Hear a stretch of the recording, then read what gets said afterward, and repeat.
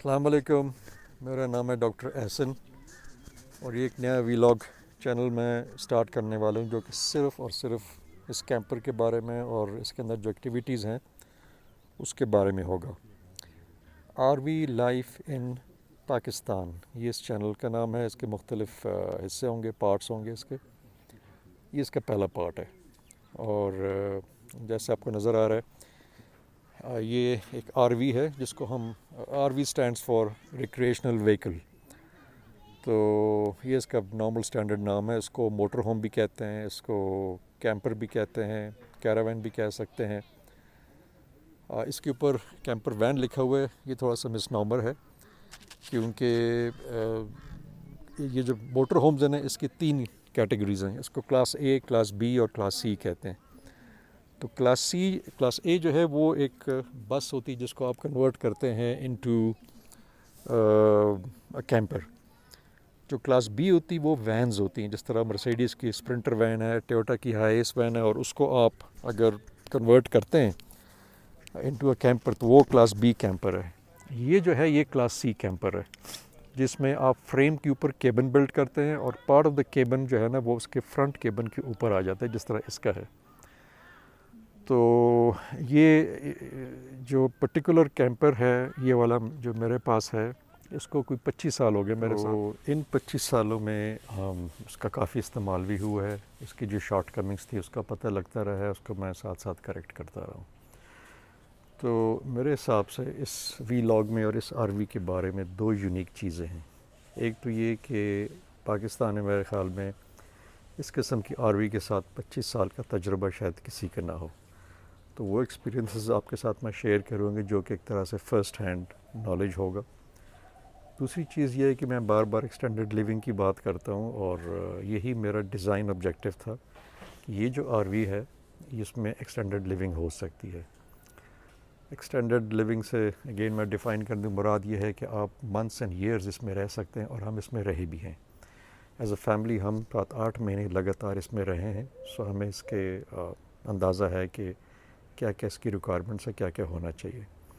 سو extended living کے لیے جو ایک واحد سنگل ریکوائرمنٹ ہے اس کی کسی بھی آر وی کی، وہ ہے فری انرجی سورس، فری اور ابنڈنٹ وافر انرجی ہونی چاہیے۔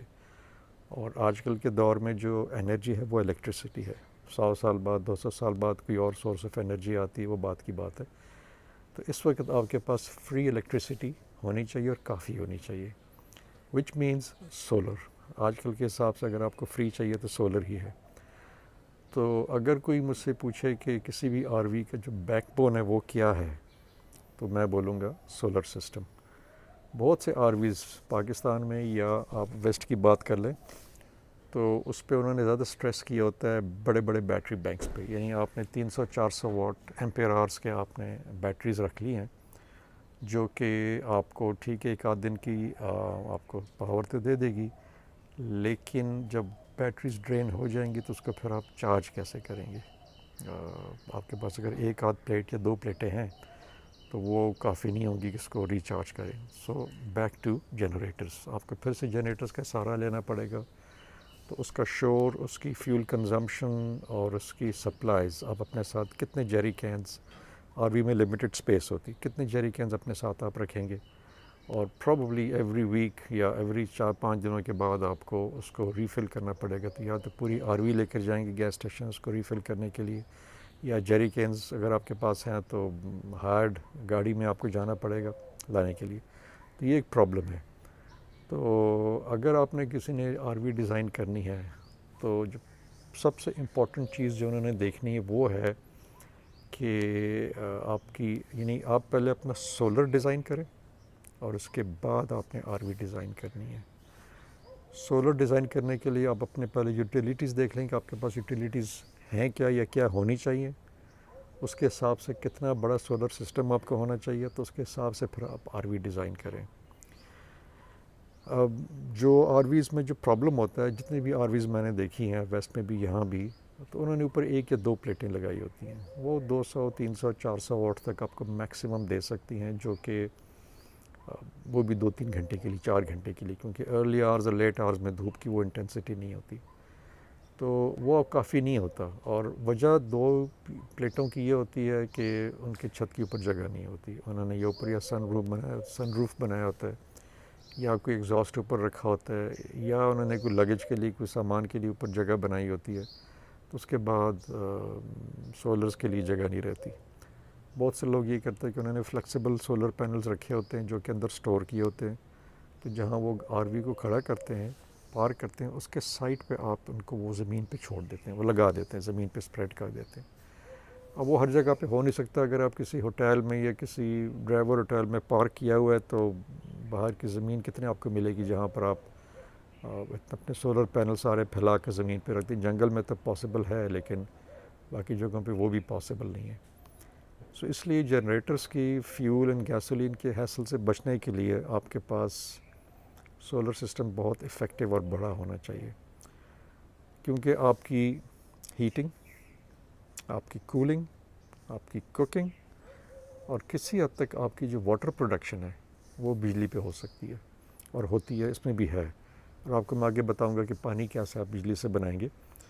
تو یہ چیزیں اگر آپ کے ساتھ ہیں اور آپ کے پاس اگر لیٹ سے کوئی کیونکہ واٹر سورس آپ پینے کا پانی تو بنا سکتے ہیں، اتنا پانی شاید بنانا مشکل ہو جاتا ہے جو کہ آپ کے نہانے کے بھی، کوکنگ کے بھی، باقی چیزوں کے بھی کام آئے گا. تو ایک چھوٹا سا واٹر سورس قریب ہو تو اچھی بات ہے، لیکن نہ بھی ہو، بارش کا پانی کلیکٹ ہو سکتا ہے. وہ بھی آپ کو میں بتاؤں گا کیسے کلیکٹ کرتے ہیں ہم. بارش کا پانی کلیکٹ ہو جائے گا، آپ اپنا پانی پروڈیوس کر سکتے ہیں، اور بجلی آپ کی فری ہے. ہیٹنگ، کولنگ، کوکنگ وغیرہ، microwave and air conditioner سارے آپ کے چل رہے ہوتے ہیں. تو الیکٹریسٹی کا فری ہونا ضروری ہے اور وافر ہونا ضروری ہے. تو جو بھی آپ کا موٹر ہوم بنے گا وہ اس کے ارد گرد اراؤنڈ اور الیکٹریکل جو سورسز ہیں اس کے گرد بنے گا. یہ جو ٹرک ہے انہوں نے کافی حد تک M27 کی کاپی کی. آپ کو میں بتاتا ہوں کہ کیسے. لیکن ساتھ انہوں نے یہ کی ہے کہ نہ صرف کاپی کی ہے پر اس کو دگنا اسٹرانگ کر دیا، اسٹرڈی کر دیا، زیادہ میٹل یوز کیا، وہ ہر چیز اس کی بڑی کر دی ہے، جس کی وجہ سے یہ اب آلموسٹ بلٹ پروف ہے. آپ کو میں بتاتا ہوں کہ یہ جگہ بتاتا ہوں کیسے کیسے یہ ہے. یہ میں نیچے آپ کو اس کا حصے وغیرہ دکھا رہا ہوں. اس کا سائز دیکھیں کتنا ہیوی ہے، آلموسٹ لائک اے ٹرک، بڑے ٹرک کا جتنا. یہ ہبز دیکھیں اس کے، اتنے بڑے نارملی 3/4 ٹن کے نہیں ہوتے. یہ آپ اس کا ویل سائز دیکھیں، یہ 20 انچز کا رم ہے اور یہ پراپر ٹرک کا سائز ہے.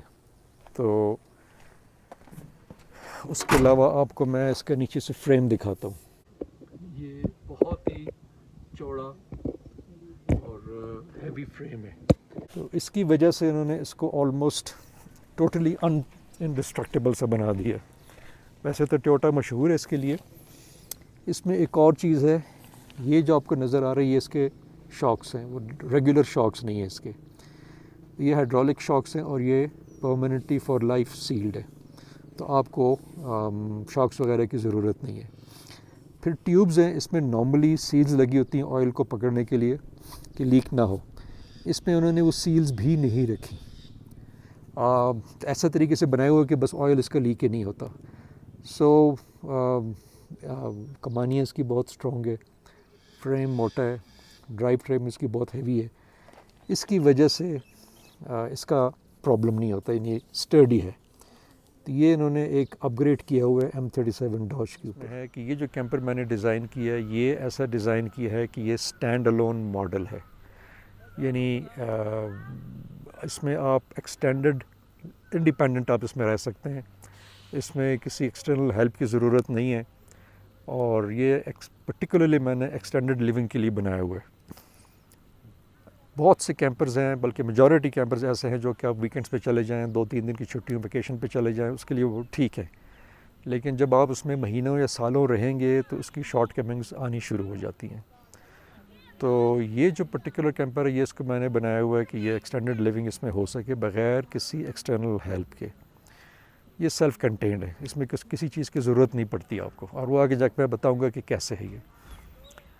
تو پہلا سوال یہ آتا ہے کہ وائی این آر وی، اس کی ضرورت کیوں پڑتی ہے. آپ لوگوں کے پاس کاریں ہیں، ایس یو ویز ہیں، اس میں بھی ایڈونچر ہو سکتا ہے. لیکن جو آر وی کا ہے جو ایک تو ایڈونچر ہے، نمبر 2 کنوینئنس ہے، ہیسل نہیں ہوتا، کہیں بکنگ کرنے کی ضرورت نہیں ہے، آپ کو بہت پہلے سے پلاننگ کرنے کی ضرورت نہیں ہے، آپ اسی وقت نکلیں، کہیں چلے جائیں، جہاں دل کرے وہاں رات گزار لیں۔ اور تیسری چیز کنوینئنس میں یہ آتی ہے کہ آپ جہاں کہیں بھی بک کریں گے ہوٹل وغیرہ، تو سامان پہلے آپ گھر سے پیک کر کے لے کے جائیں گے، پھر وہاں ان پیک کریں گے، پھر پیک کریں گے، واپس آئیں گے۔ اس میں کوئی پیکنگ اینڈ پیکنگ نہیں ہے، سامان اس میں پڑا ہوا ہے، جب دل کرے چل پڑے۔ بہت دفعہ ہم نے ایسا بھی کیا ہے کہ پوری فیملیز کے اندر سو گئی رات کو، کیونکہ اگر آپ صبح سویرے اپنا ایک ٹریول شروع کرنا چاہتے ہیں تو یو کین ویل امیجن کہ بچوں کو کب اٹھانا پڑے گا، تیاری وغیرہ سارا کچھ گھنٹہ 1.5 گھنٹہ 2 گھنٹے اس میں ضائع چلا جاتا ہے۔ تو پوری فیملی اسی میں سو جاتی ہے۔ صبح جب ٹائم ہوتا ہے، صبح 6 بجے 6:30 5 جب بھی نکلنا ہو، میں اکیلا اٹھتا ہوں، گاڑی سٹارٹ کی، چل پڑے۔ بعد ٹائم بچے اٹھتے ہیں تو وی آر آلموسٹ دیر۔ اگر نہیں پہنچے تو راستے میں کہ ناشتہ واشتہ تیار کرنا ہے تیار کر لیتے ہیں اور پھر اپنی جگہ پہ پہنچ جاتے ہیں۔ تو ضرورت تو اس لیے محسوس ہوئی۔ اب اگلا سوال آتا ہے کہ یہ ٹرک کیوں؟ اگر آپ 25 سال پیچھے چلے جائیں تو اس وقت دیکھیں گے ہمارے پاس آپشنز کیا تھیں وہیکلز کی، اور مزے کی بات یہ ہے کہ ایون ناؤ اگر آپ غور سے دیکھیں تو آپشنز آپ کے پاس وہی ہیں، nothing has changed in 25 years. تو پہلے ہمارے پاس آپشنز کیا تھی؟ ٹویوٹا کی جیپ لانگ بیس BJ40 جس کو کہتے ہیں، FJ40 کہتے ہیں، FJ60 جس کو خر کروزر کہتے ہیں، وہ ایک اور آپشن تھا۔ لینڈ روور لانگ بیس، ہائیلکس کی جو پک اپ ہوتی ہے 4x4 وہ تھی، کیونکہ پہلی جو ریکوائرمنٹ تھی وہ یہ ہے کہ 4x4 وہیکل ہونا چاہیے۔ 4x4 اس لیے کہ جتنے بھی جو ناردرن ایریاز اچھی جگہ ہیں وہاں پر آپ کو یہ 4 ویل ڈرائیو کی فیسلٹی ہونی چاہیے، ورنہ آپ نہیں پہنچ سکتے۔ سیکنڈ یہ ہے کہ ٹو ٹریلرز بھی اویلیبل ہیں، وہ آپ بنا بھی سکتے ہیں، بڑا ایزی بنیں گے، سستے بنیں گے، جس کو آپ، کیونکہ میرے پاس جیپ بھی ہے SUV بھی ہے، تو ایزیلی میں ان کو ٹو کر کے لے جا سکتا تھا۔ لیکن اس کا پرابلم یہ ہے کہ ہماری جو نیرو جو ماؤنٹین ٹریکس ہیں، روڈز ہیں، اس پہ آپ ٹریلر کو مینیج نہیں کر پائیں گے۔ اور سب سے بڑی بات ہے کہ اگر ایک دفعہ بھی ریورس کرنے کی ضرورت پڑ جائے تو ان پہاڑی راستوں میں آپ ٹریلر کے سمیت گاڑی نہیں ریورس کر سکتے، امپاسبل ہے۔ سو اس لیے ٹریلرز آؤٹ، تو پیچھے رہ گیا 4x4 کا پلیٹ فارم جس کے اوپر آپ نے کیبن بنانا ہے۔ یہ جتنی گاڑیاں میں نے بتائی ہیں یہ نہایت ہی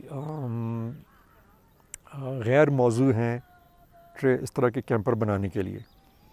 ریکریشنل کیمپر بنا لیں 2 دن 4 دن کے لیے، لیکن جس طرح میرا پروگرام تھا کہ ایکسٹینڈڈ لیونگ ہونی چاہیے، تو اس کے لحاظ سے وہ بالکل موزوں نہیں ہے۔ اس کی میں آپ کو وجہ بتاتا ہوں۔ سب سے پہلی بات یہ ہے کہ سپیس، جو یہ میں نے 3-4 گاڑیاں گنوائی ہیں، ان کے سپیس اتنا نہیں ہے کہ آپ اس پہ کلاسٹروفوبک فیل نہ کریں اور آپ اس میں 6 مہینے 6 سال گزار سکیں۔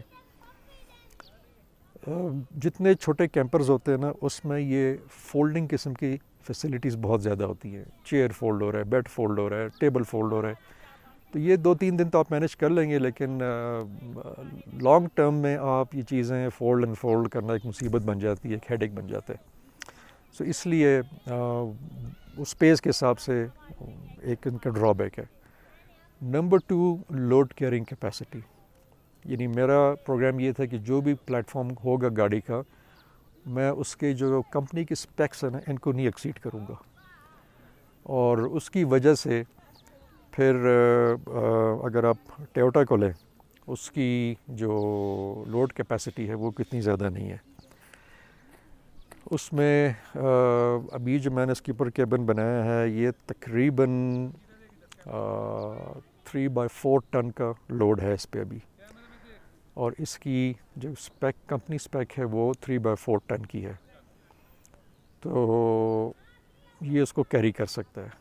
ٹویوٹاز کا، لینڈ روورز کا 3x4 ٹن نہیں ہے، ان کا ٹوٹل وزن ہی 2 ٹن ہے، تو اس پہ اگر آپ 3x4 ٹن یا سامان ڈال کے 1 ٹن کر لیتے ہیں تو یہ تقریباً ان کا آدھی ان کا جو ویٹ ہے تقریباً آدھا ان کا کیپیسٹی ہوگی۔ اب یہ اسٹیبلٹی کے لحاظ سے ٹھیک نہیں ہے، جو آپ کا ہارڈ ویئر اس کا ویئر اینڈ ٹیئر کے لحاظ سے ٹھیک نہیں ہے، تو اس لیے وہ اس لحاظ سے بھی موضوع نہیں ہے۔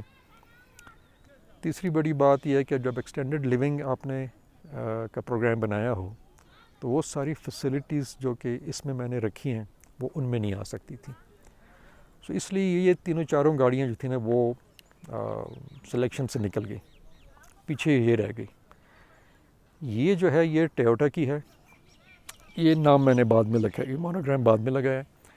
تو یہ ایکچولی ملٹری گریڈ ٹرک ہے، پک اپ ٹرک، 3/4 ٹن اس کا آفیشیل نامنکلیچر ہے، اور یہ 3/4 ٹن کی جو کیپیسٹی اس کی آف روڈنگ کے لیے ہے، آن روڈ یہ کہیں زیادہ سے کیری کر سکتا ہے۔ تو میں نے اس کو آف روڈنگ کے لیے چونکہ بنایا ہوا تو 3/4 ٹن کی ہی کیپیسٹی رکھی ہے، اور یہ ایک بہت اچھی کیپیسٹی ہے۔ تو جتنا بھی میں اس میں سامان ڈالتا گیا اس کو وے کرتا گیا، اور آئی میڈ شور کہ یہ 3/4 ٹن سے اوپر نہ نکل جائے۔ اب جو گاڑیوں کو سمجھتے ہیں وہ ان کو یہ اندازہ ہو گیا ہوگا کہ یہ جو ٹرک ہے یہ اس کی بہت بڑی ریزیمبلنس ہے ڈاج M37 کے ساتھ جو آرمی میں رہی ہیں۔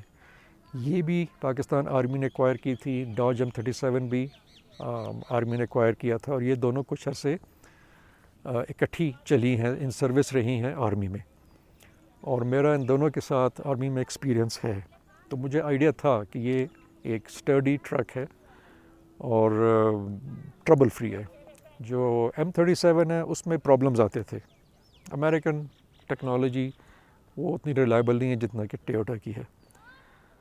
تو یہ میں نے آکشن میں لیا اور اس کے اوپر پھر کیبن بنا دیا۔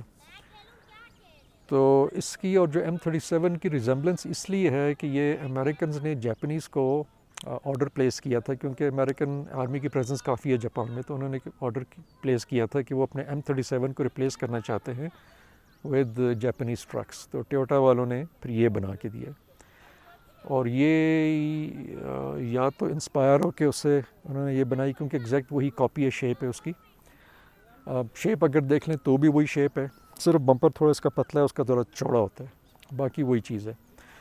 اس میں in line 6 cylinder 3.8 litre engine ہوتا ہے، اس میں 3.9 لیٹر ان لائن 6 ایف سیریز کا انجن ہے، بہت اچھا لو RPM ٹارک ہے اس کا۔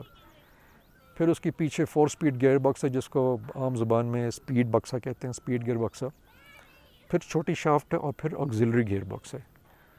تو دونوں کا یہی فریم ورک ہے سارا، اور شیشے اگر دیکھیں تو سپلٹ ونڈو ہے، اندر سے بھی بالکل آئیڈینٹیکل ہے۔ تو اس کو پھر میں نے لے کے ماڈیفائی کیا، اور ماڈیفائی یہ کہ اس میں ذرا انجن میں نے پھر ٹویوٹا کا ڈالا، 25 سال پہلے 3B کا انجن ڈالا، اس کے بعد کافی عرصہ چلتا رہا، پھر مجھے لگا کہ تھوڑا سا انڈر پاورڈ ہے یہ، کیونکہ پہاڑوں پہ اس کی سپیڈ سلو ہو جاتی تھی، کبھی سیکنڈ گیئر میں کبھی فرسٹ گیئر میں آ جاتی تھی۔ پھر میں نے اس کو بدل کے 13B ٹربو ڈال دیا، وہ ٹھیک ہے۔ دوسرا اس کا چونکہ گیئر باکس میں نے بدل دیا، گیئر باکس میں نے اس میں ڈالا ہے ڈانا کا، یہ بھی ٹویوٹا کی ایک لوڈر گاڑی ہے، تو اس میں گیئر باکس میں اپنا ہائی اور لو ہوتا ہے، جو ڈانا کا جو گیئر باکس ہے، لیکن اس کے باوجود وہ اتنا پاورفل نہیں تھا کہ اس کو ڈیفیکلٹ آبسٹیکلس کے اوپر سے لے آئے۔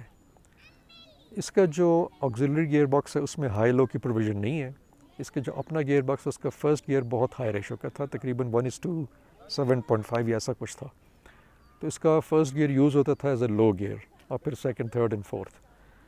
تو یہ چونکہ ڈانا کا تھا، اس کا ظاہر ہے اس کا فرسٹ گیئر اتنا ہائی ریشو کا نہیں تھا، تو انہوں نے اس میں ہائی لو دیا ہوا تھا، لیکن پھر بھی اس کو 1:6 پہ لے آتا تھا وہ، سو پھر بھی تھوڑی گنجائش تھی، تو اس کو میں نے اس کا جو مین جو آکسیلری گیئر باکس ہے وہ بدل کے میں نے M37 کے لگا دیا۔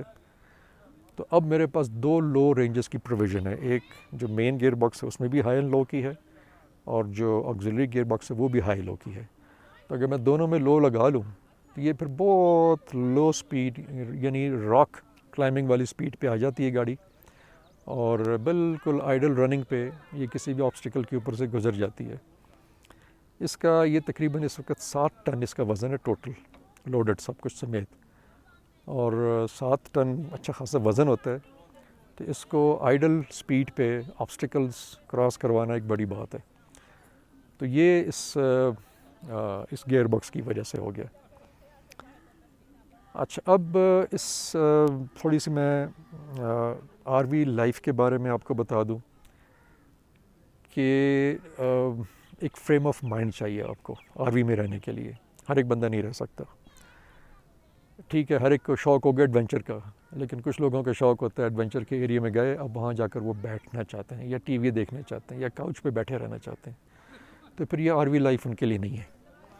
یہ آر وی لائف ان کے لیے ہے جو کہ ایڈونچر اورینٹڈ ہیں، اور جو ڈفرینسز ہیں لائک گھر میں اور اس میں، کیونکہ فیسلٹیز ساری ہیں اس میں، کوئی چیز اس میں کمی نہیں ہے.